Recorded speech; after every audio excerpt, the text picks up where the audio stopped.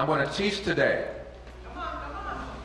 a brief message that will make it very clear about God's purpose for us and for marriage and for family, and how gay marriage will disrupt what God is doing.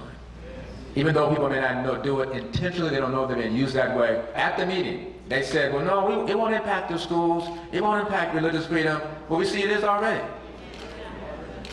So it may not be the person who's saying that it won't impact it, but somebody's out there who really want to push that agenda to the next level.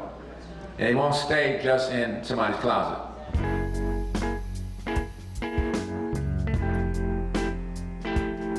There are a lot of churches that you go Sunday after Sunday after Sunday. They're pretty negative towards gay folks.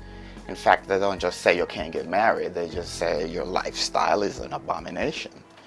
I read the Bible. I read the Bible. I consider myself a very spiritual person. I love my church. I go to church. I love gospel music.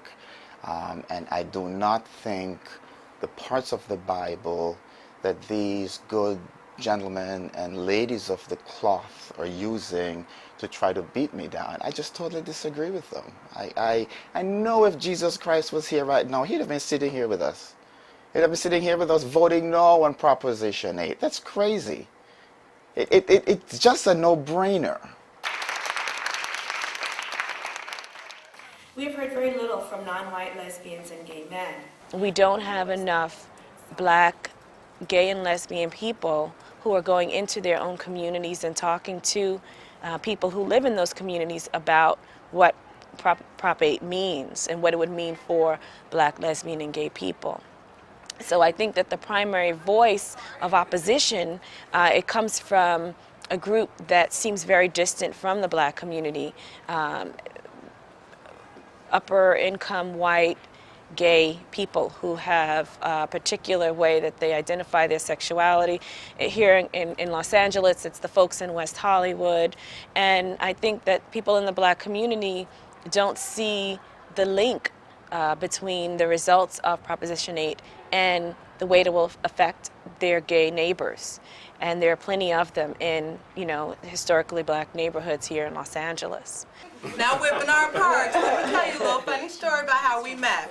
I think it was Fred Price Boulevard. That's it. No, corner. Corner. Yeah, We wanted to name a corner in LA after Fred Price. Being the outspoken Black lesbian that I am, knowing that Fred Price does not like gay and lesbian people, I just couldn't let that happen. For the most part, my work is in politics. I worked in Congress, founded the National Black Justice Coalition, co-founded it. That organization is a national Black, gay, and lesbian advocacy group out of Washington, D.C. As far as Black people are concerned, the majority of Black gays and lesbians live where Black people live in L.A. What's left of Black LA. And we're not in West Hollywood, we're not in Silver Lake. We live in the hood, with everybody else. And the struggles that the majority of African Americans have in the state of California, mind you, we only make up 6%, actually less than 6% of the entire state population, we're dealing with those same issues. So whether it's affordable housing, employment, gang violence, dealing with that whole situation, driving while Black, because you will get pulled over for being Black, but chances are you won't get pulled over for being gay.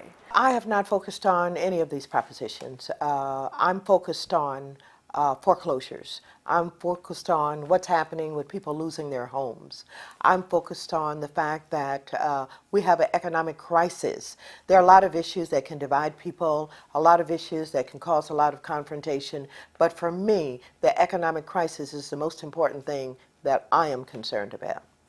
Like I said, I've been saying we should be talking now about how are we going to prevent young African American folks, young gay African American folks, how are we going to prevent them from getting infected with the HIV virus?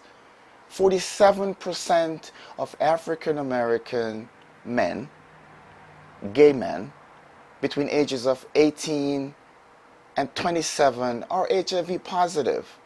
And yet we're talking about Proposition 8.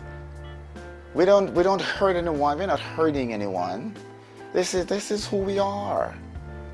Why would those pastors who are, you know, oh yes, proposition, this is the marriage is between a man and a woman. Says who?